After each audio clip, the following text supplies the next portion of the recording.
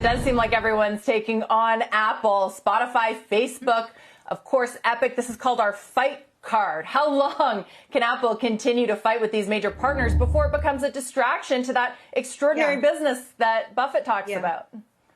As long as it takes, I guess. I don't think it's that much of a distraction. Look at the results that they just turned in, which were extraordinary. I mean, what's interesting, and I think Buffett is right. He's an extraordinary manager. He really is bringing this value of this company from $300 billion to $2 trillion.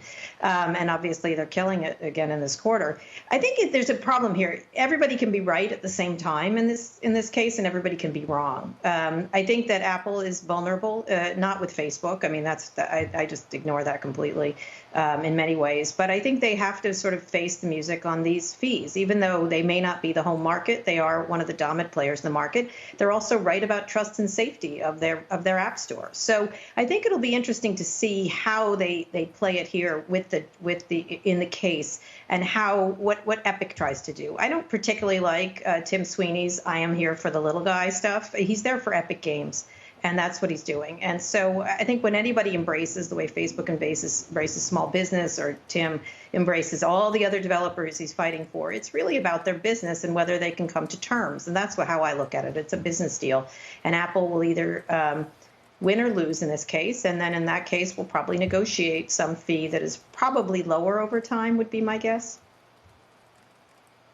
That's what I was going to get to. What's actionable out of it, depending on how the decision goes, Kara? And I wonder if they did give a cut on the fee, how do you think the street might read that? I don't know. I think it might grow it, right? It could grow it if they move forward. They've done it a little bit. They've shown a little bit of flexibility. I suspect they will probably be more flexible in the end.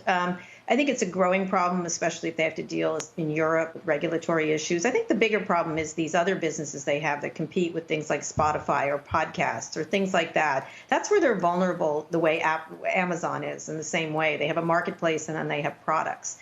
And so that's something that's pretty relatively clear.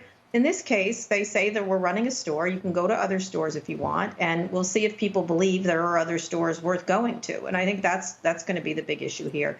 I'm not sure. I think developers are unhappy, and yet they also depend on Apple. And if Apple is doing its job, it should be making developers happy as well as consumers. And Kara, developers certainly depend on Apple to reach all of its users. I guess the question is, if you assume that Apple's going to make some sort of compromise with Epic, are you surprised that they didn't settle before the trial started today? Not so much. I think they don't, look at Tim Cook sort of sticks to his guns on a lot of stuff, I would say. I actually shouldn't be using that expression anymore. He's very consistent in terms of putting out the company line on certain things. But it's also Epic's issue, right? They really do want to fight this. They do want to litigate this because they want to get the upper hand in this case. It's not, the issue is it's not that big a part of their business, but it is an important part of their business. And so I think they want to make a stand here. I can't imagine what the negotiation would be. I don't think Apple will go down to 12%. So there's some number in the middle, or maybe a little higher, that they're going to end up settling at, and we'll see where it goes. It's definitely these issues of who has power and over the consumer is a really important ones going forward. Whether it's Facebook, whether it's Apple, whether it's Amazon, whether it's Google, and they have to face the music in terms of how they're going to negotiate with people who are in their ecosystem. And so this kind of was inevitable. It's probably fine that it's a court case. The ones in Europe are problematic for them because that's Spotify. And again, they're also competing with Spotify in the podcast segment, too, because Spotify's been super aggressive in that area.